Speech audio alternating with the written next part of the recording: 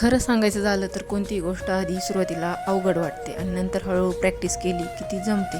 तसंच मीही प्रॅक्टिस करते, रोज व्हिडिओ शूट करायची आणि हळूहळू त्याच्यावर बोलायची. आणि आज मी स्वयंपाकात अळूवडी आणि रशी बनवली होती, कारण आम्हा सर्वांना अळूवडी आणि रशी खायला खूप आवडते.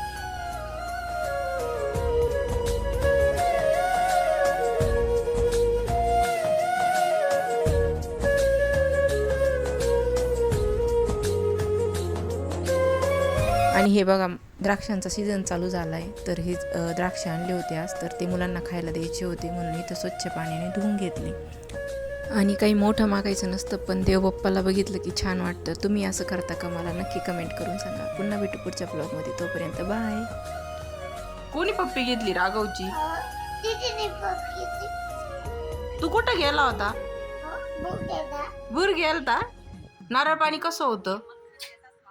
नारळ पाणी कसं होतं राघव?